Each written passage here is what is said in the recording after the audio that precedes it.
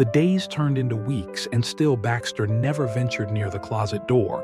He remained my loyal companion, but his once joyful demeanor had been replaced with an underlying tension.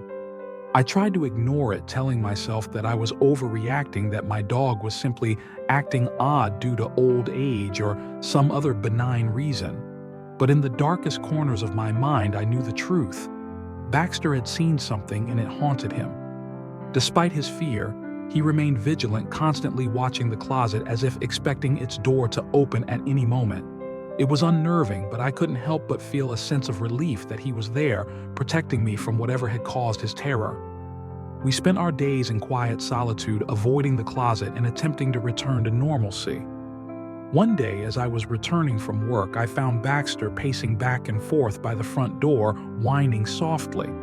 It was unusual behavior for him, and my concern grew. As I entered the house, he rushed past me and darted into the living room, where he frantically scratched at the closed blinds. I hurried to follow, opening the curtains to find a figure standing in our front yard. It was a man dressed in tattered clothes, his face obscured by a wide-brimmed hat pulled low over his eyes. The man stared at our house with an intensity that sent chills down my spine. Baxter barked furiously, his body trembling with fear as he lunged towards the window. I could see it in his eyes. He recognized the stranger and was trying to warn me. I grabbed Baxter's collar, pulling him away from the window, and quickly locked the door behind us. As I turned back to face the stranger, he raised his hand and a chilling gust of wind swept through the room. The front door creaked as if it were being pushed open from the outside. "Stay back," I shouted, stepping between Baxter and the door. "Who are you?" The man did not respond, only continued to stare at me with those unreadable eyes hidden beneath his hat's brim. His presence was suffocating, and I could feel a chill creeping up my spine, as if he were as much a product of the closet as whatever had been lurking behind that door. "Baxter," I whispered, "we need to figure out how to protect ourselves from this thing." Baxter whined in agreement, his eyes locked onto the figure outside.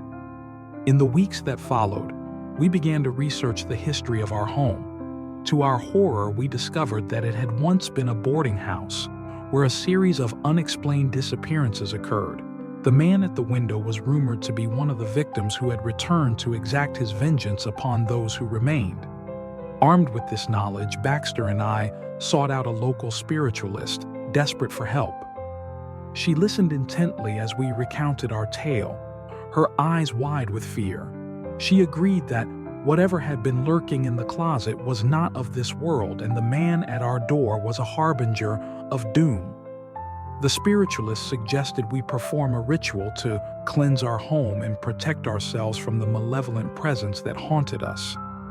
Baxter, ever vigilant, watched as I followed her instructions, my heart pounding in my chest.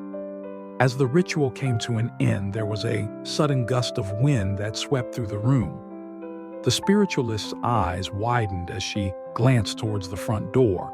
To our relief, it remained firmly closed, the man's sinister visage no longer visible. In the days that followed, we continued to take precautions, reinforcing our home and ensuring we were never again vulnerable to whatever had once haunted us. Baxter, though still wary of the closet, seemed to regain some of his usual joy. He spent his days by my side, his loyalty unwavering. Though I knew that the threat had not entirely vanished, I took solace in knowing we had at least temporarily protected ourselves from whatever darkness had been lurking in our home. Together with Baxter, I would face whatever challenges came our way, grateful for the bond we shared and the warning he had given me when it mattered most.